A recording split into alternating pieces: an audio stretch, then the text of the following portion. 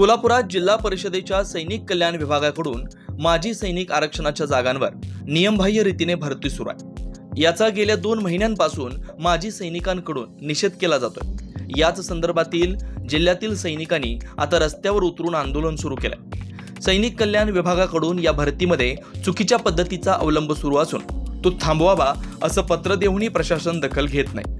त्यामुळे सीमेवर लढताना गाजवलेल्या शौर्याचं प्रतीक म्हणून मिळालेले मेडल्स जिल्हाधिकाऱ्यांना परत केलेत। यावेळी जोरदार घोषणाबाजीमुळे परिसर दणाणून सोडण्यात आला।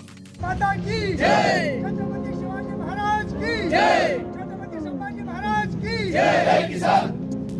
एक 10 मिनिटं बसले। सैनिकांचा हक्क मिळालाच पाहिजे।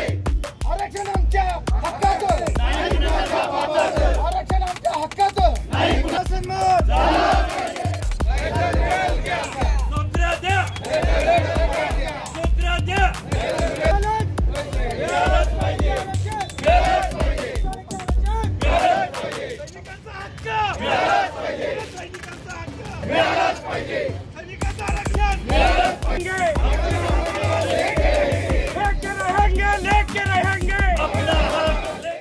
सरकारी नोकऱ्यांमध्ये माजी सैनिकांसाठी 15% राखीव जागा आहेत। 2023 मध्ये निघालेल्या जाहिरातीमध्ये महाराष्ट्रामध्ये 19,460 जागांची भरती निघाली। त्यापैकी फक्त 39% जागांवर माजी सैनिकांना नियुक्ती मिळाली। 61% जागा म्हणजे एवढ्या मोठ्या संख्येने जागा रिक्त असताना माजी सैनिकांबाबत पुनर्विचार न करता एका अवर सचिवाच्या पत्राच्या आधारे सर्व जिल्हा परिषदांमध्ये माजी सैनिकांचा वाटा, माजी सैनिकांचा हक्काचं आरक्षण इतरांना देण्याचा घाट घातलेला आहे। त्या विरोधात आम्ही सातत्यानं 2 महिन्यापासून पाठपुरावा करतोय, तरी देखील जिल्हा प्रशासन, राज्य सरकार ऐकायला तयार नाही। त्यामुळे आम्ही माननीय उच्च न्यायालयामध्ये याचिका दाखल केली। उच्च न्यायालयाकडून महाराष्ट्र सरकारला एक समन्स निघालं, नोटीस निघाली 20 फेब्रुवारीला म्हणणं मांडा, पण या जिल्हा परिषदांनी त्याच्या अगोदरच या जागा कुणाला तरी विकण्याचा घाट घातलेला आहे। कारण आम्हाला बातमी लागायला लागले, लोक येऊन सांगायला लागल्यात 15 लाखाचा दर पडला आहे, 20 लाखाचा दर पडला आहे। या राज्यात चाललंय काय? काही पोरं सांगायला लागल्यात आम्ही वेटिंग लिस्टमधली पोरं आहे, पण आम्ही 11 डिसेंबरला जे अवर सचिवांनी पत्र काढलं त्यासाठी आम्ही स्वतः प्रयत्न केलेले आहेत, पैसे खर्च केलेले आहेत। हे नेमकं पैसे खर्च कशासाठी केले? म्हणजे ही भरती आम्हाला एक बाजूने दाखवलं जाते की पारदर्शक आहे, पण दुसऱ्या बाजूने मात्र या भरतीमध्ये मात्र प्रचंड मोठ्या प्रमाणात भ्रष्टाचार केलेला आहे आणि माजी सैनिकांच्या जागा इतरांना विकण्याचा घाट घातलेला आहे। IBPS नावाच्या संस्थेच्या माध्यमातून ऑनलाईन पद्धतीने ही भरती झालेली होती, त्यामध्ये ह्या अधिकाऱ्यांना पैसे खाता आले नाहीत। त्यामुळे माजी सैनिकांच्या रिक्त जागांवर इतरांना नेमून पैसे मिळवण्याचा हा मोठा फंडा सुरू आहे। याच्या विरोधात आज कोल्हापूर जिल्ह्यातले सैनिक एकवटले असून आज मेडल परत करत आहेत आणि याच्या पुढच्या टप्प्यात सुद्धा जर या आठवड्याभरात आम्ही पाठपुरावा करू, जर थांबले नाहीत तर पालकमंत्र्यांच्या दारात मोठ्या संख्येने माजी सैनिक जाऊन आंदोलन करतील।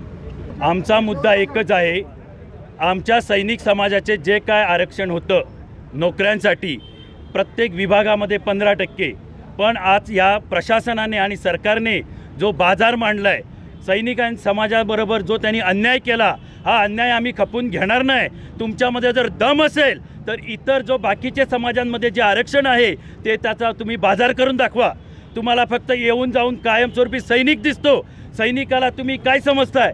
सैनिकाची काहीच किंमत नाही, सैनिकाला कोणती व्हॅल्यू नाही, असं या सरकारने आणि प्रशासनाने का केलं?